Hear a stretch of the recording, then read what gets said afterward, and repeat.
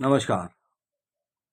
सब सर्वप्रथम मैं आपको नववर्ष की मुबारकबाद देता हूं तथा अपने इस 76वें एपिसोड विजयभूषण आईपीएस दास्तान में आप सबका स्वागत करता हूं। 75वां एपिसोड मैंने एक किडनैपिंग से संबंधित घटना के विषय में आप समझ को अवगत कराया था, जिसमें कि समयबद्ध तरीके से बरामदगी और 3 ऐसे नटोरियस क्रिमिनल्स का एनकाउंटर हुआ था, जिन्होंने कि आत्मसमर्पण की बजाय पुलिस पे फायरिंग करी थी और पुलिस वालों को भी उसमें गंभीर चोट आई थी और आत्मरक्षा की गई फायरिंग से बदमाश जो है वो मारे गए थे। उसी कड़ी में उस किडनैपिंग, जो कि एक बहुत प्रतिष्ठित आदमी और प्रदेश के लिए चैलेंज था, और उनको 5 लोगों द्वारा अगवा किया गया था। एक उसी टिप ऑफ में जो इन्फॉर्मेशन के तहत 3 लोग मुठभेड़ में, जिनको गिरफ्तारी का प्रयास किया गया, 3 लोग मुठभेड़ में मारे गए थे। उसके बाद ये जो नेपाल से संबंधित जनपद हैं, श्रावस्ती से लेकर के और पीलीभीत और उसके आगे लखीमपुर खीरी और इवन जो गोंडा, उतरौला, बलरामपुर, ऐसे जो भी स्थिति थी वहाँ पर उसको खंगालते रहे। और लगभग मैं आपको बताना चाहता हूँ कि एसटीएफ की तैनाती के दौरान बहुत ही मेहनत की गई और उन बदमाशों की हम तलाश करते रहे। मैं अपनी टीम, जो कि मात्र 6 लोगों से गठित थी, जिसमें 2 सब इंस्पेक्टर थे, 2 कांस्टेबल थे, 2 हेड कांस्टेबल थे, 6 वो थे और 1 मैं था।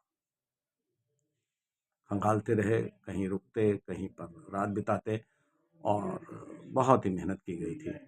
और मेहनत का अंततः नतीजा ये रहा कि सिद्धार्थनगर से आगे एक ऐसी जगह थी जहाँ पर कि टिप ऑफ हुई। वहाँ पर पहुँचे गिरफ्तारी हेतु, और वह दोनों बदमाश जो कि नटोरियस थे और उन पर शासन द्वारा इनाम की घोषणा की जा चुकी थी।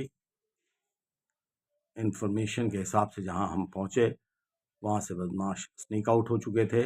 लगभग 3 घंटा पहले वहाँ पर खाना बन रहा था और खाना जो था वो गर्म था। इससे आभास हुआ कि लगभग बहुत ज़्यादा दूर नहीं गए होंगे और आसपास होने की संभावना है। खंगालते हुए हम आ गया है रेलवे स्टेशन से लेके बस अड्डा और समस्त जनपदीय पुलिस के साथ वहाँ पर रैकी की गई, लेकिन कोई जो है सफलता नहीं प्राप्त हो सकी।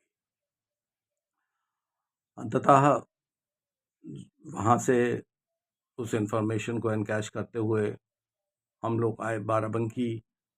वहाँ पर भी रेड करी, वहाँ पर भी हमें सफलता नहीं मिली।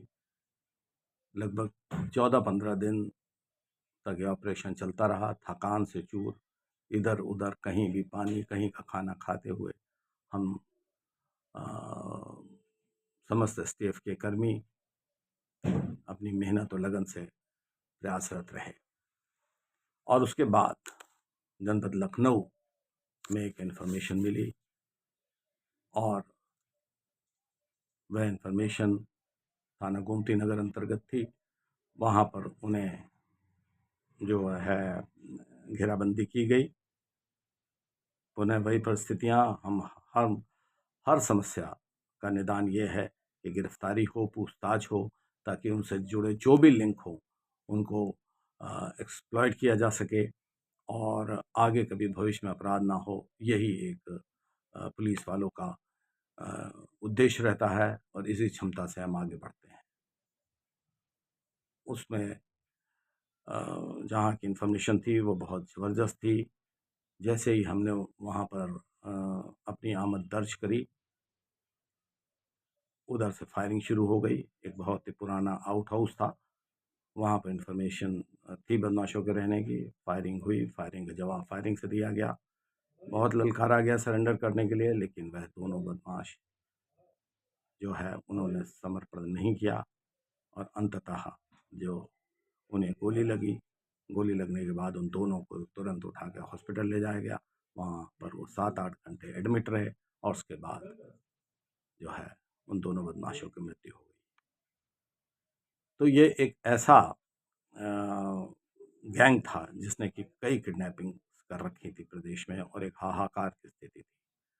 गैंग के 5 सदस्य जो है वह विभिन्न समय में मुठभेड़ में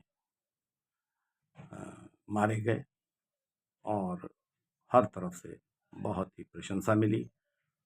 दोस्तों, मैं बताना चाहता हूँ कि मुझे अपने जीवन काल में बहुत सारे इनाम मिले। 7 प्रेसिडेंट मेडल मिले, सीएम साहब का मुझे गोल्ड मेडल मिला, माननीय गृह मंत्री जी का उत्कृष्ट और सराहनीय सेवा पदक मिला, और हर संभव और माननीय गवर्नर महोदय का मुझे प्रशस्ति पत्र मिला। मतलब ये कहना है कि हर संभव जहाँ से भी जितना भी रिवॉर्ड हो सकते थे वो मुझे मिले। पर इस मुठभेड़ में बड़ा सेटिस्फेक्शन एक ये इस बात का था कि प्रदेश में जो किडनैपिंग एक धंधा बन चुकी थी, और जिस प्रकार से किडनैपी को एक स्थान से दूसरे स्थान शिफ्ट किया जाता था, बेचा जाता था, इन 5 ड्रेडेड क्रिमिनल्स की का इस मुठभेड़ के बाद समापन हुआ, और उसके बाद प्रदेश ने एक ठंडी सांस ली। लोगों में विश्वास उत्पन्न हुआ पुलिस और एसटीएफ के प्रति, और हमें जो प्रशंसा मिली उसके लिए तो शब्द नहीं है आपके समक्ष बयान करने के।